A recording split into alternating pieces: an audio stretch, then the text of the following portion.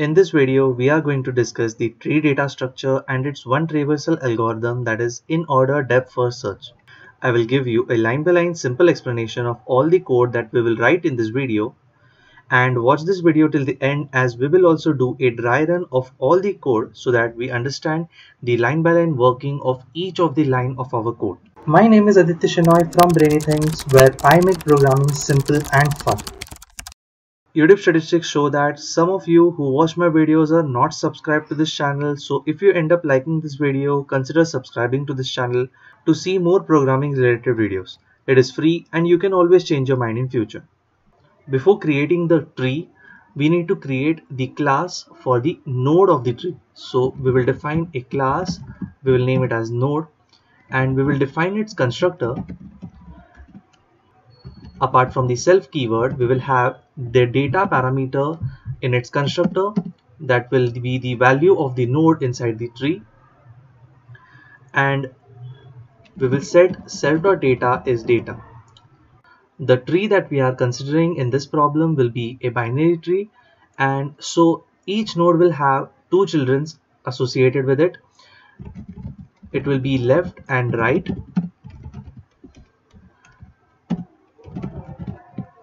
We will initialize each of this left child and right child to none values, and this is just for the constructor part. Later we will set these none values to actual node objects so that each the tree structure can be constructed. Now this is the entire code that we need to write for the node class. Now we can start writing the tree structure. So the tree structure that we will consider in this video will be displayed on the screen right now. I will make the connections as per this reference image. So first will be the root node. It will have a value of 1. Root node has two children. The left child has a value of 2 and the right child has a value of 3. Now we will consider the children of the node 2. So root dot left, which is node 2, the left child of that node will be node of 4 and the right child of node 2 will be node of 5. Now we can consider the children of node 3. In this case there is only one child of this node, so root dot right dot left is node 6. So this is the entire tree structure. We have made connections from root to all the nodes, so we can execute this and the node and the tree is constructed. Now we can start writing the function for the DFS in order search. So we will define the function DFS in order. We need to pass the root node from which we need to start the searching process. So I will name that starting node as node. Now the basic structure of DFS in order is like this. So we need to have two recursive calls. One will be for node.left and the second recursive call will be for node.right. And here the in order search. So what does this in order search mean? The word in here indicates that the processing of this current node will happen between the processing of the left subtree and the right subtree. So between these two lines we will process the node, and this processing can be anything. In our case we will just print the node.data ending with a space like this. So this is the basic structure of the DFS in order, but for any recursion function we need to have some base cases. Also in object-oriented programming or any problem, when you are accessing a attribute of an object with a dot operator, you should think that what will happen if the variable to the left of the dot operator is none. So in this case these three lines has node dot something, node dot left, node dot data, node dot right. What will happen if the node is none? Node is none will happen when the entire tree is empty, that is it does not contain any node at all, Or as this is a recursive function, this subtree will continue calling its children until the children become none. So in the reference tree over here, the node 3 will have only one children associated with it. So the right child of the node 3 will become none. So, and even that function call will be executed. Also, for each of the leaf nodes, both the left child and right child are none due to this statements. So in all these cases, that is nodes having only one child, or leaf nodes, that is nodes having no children, this node that is passed inside the function will become none. So in all these cases, we don't want to process this. So before calling this node.left, node.data and node.right, we can check if node. In Python, node, that is an object, is evaluated as true when it is not null. So we are saying that if the node is not none, we need to process this. So I will increase this indentation so that these three statements fall under the if condition block. And if the node is none, we don't want to do any processing, so we don't need to write anything after this. And this is the entire code for DFS in order search. So in this function, we will first check if the node is not none. If it is none, nothing will happen, and it will return back to the function where this is called, that is the parent node. And if the node is not none, we will recursively call its left subtree. After processing of all the left subtree, we will print the node, and we will call recursively the right subtree. Let's see the working. So now we have written all the function. So we need to call this function now. So I will call DFS in order, and we need to pass the root node where we want to start the searching process. So in this case, we have already defined our tree, and the root node is the node that we want to start our searching process. So I will call the DFS in order function with the root node passed as the parameter. Now if I run this, I will get this result. Now you can see the in order mechanism over here, that is the root node is 1. The nodes that are present in the left subtree of the root node, that is node 1, gets processed first, that is gets printed first before the root node gets printed. And after the root node gets printed, all the nodes that are present inside the right subtree gets printed. So this is the basic fundamentals of the DFS in order, and this is applicable for all the nodes. So you can consider this in order rule for the node 2 as well. That is, when 2 is the root node, 4 is the left node, and the 5 is the right child node. So left child gets processed first, then the root node, and then the right node. So in this way, all the nodes gets processed in the in order DFS order. Now to understand each and every line of the code that we have written, that is for each of the recursive call, to visualize it better, we can use the dry run mechanism. For that, I have written a code snippet that we will use to visualize the code. So I will run the file, that is DFS in order dry run. You can find this code in my GitHub profile, which I have linked in the description. And so this is our code. First, I will go through all the elements that are present inside the debugger. So this is the code section over here, and this arrow indicates the current line which the program is executing. And this is the calculation section, and it will help us visualize what is actually passed inside the variables. So what these variables are carrying.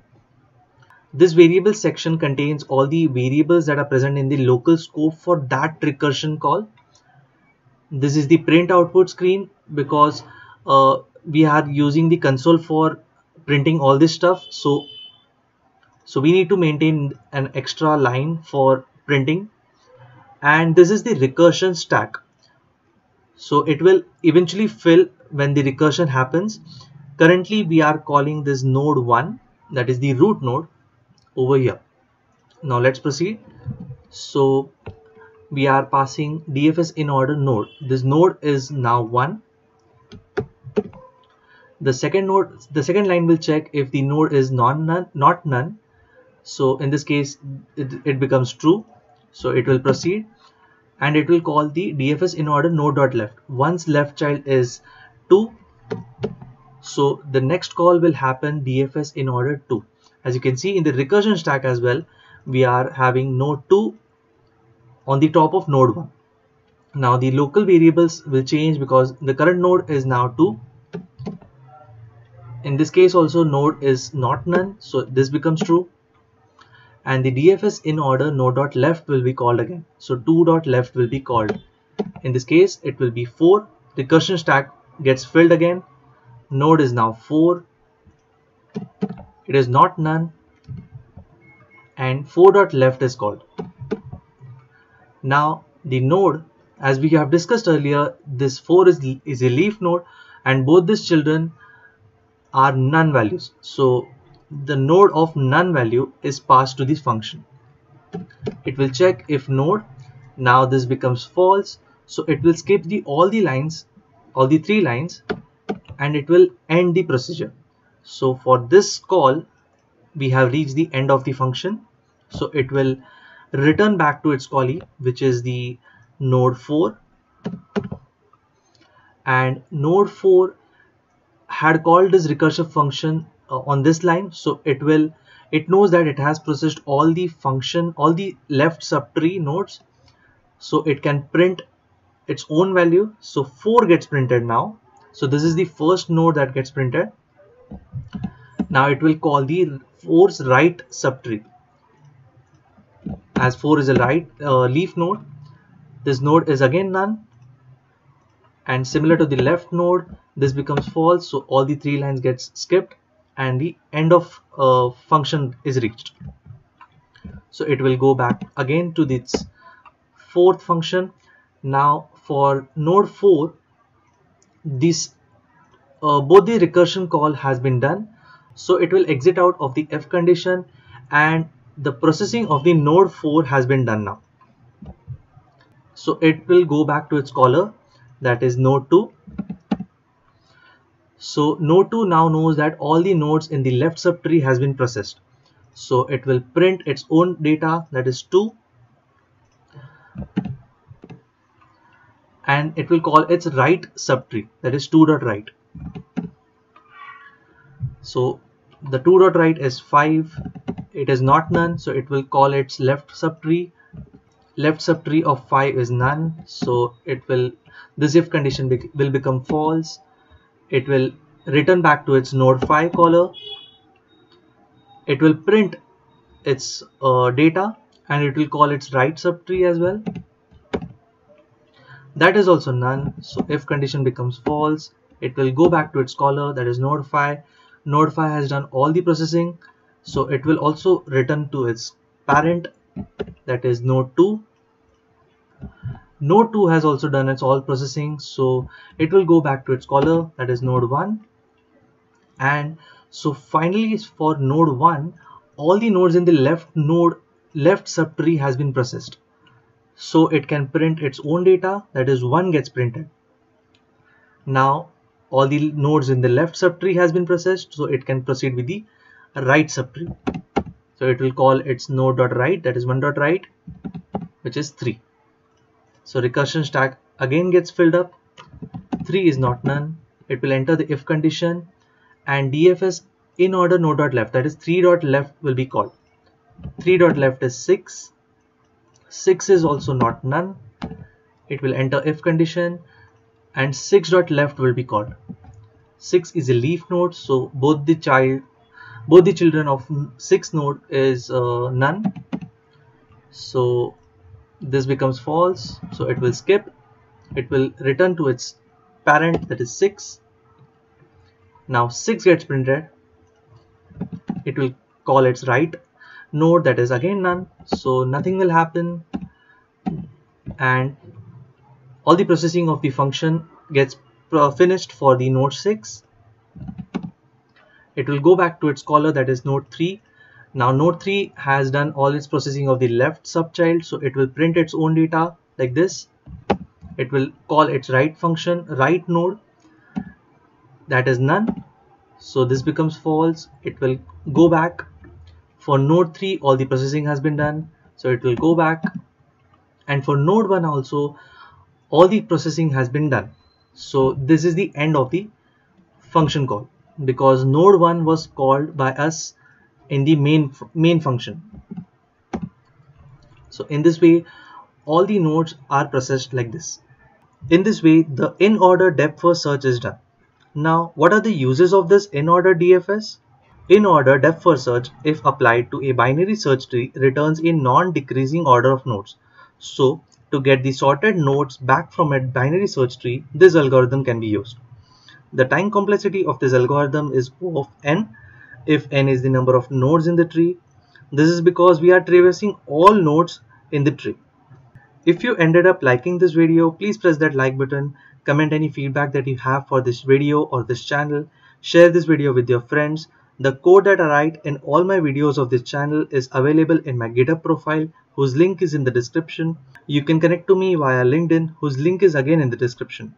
If you want to see a line-by-line explanation of data structures and algorithms like this, check out the playlist over here. If you want to learn Python built-in functions along with various Python features, tips, tricks, and real project examples, then check out the playlist over here. If you want to see a hands-on game development project, check out the playlist over here. And I will see you in the next video.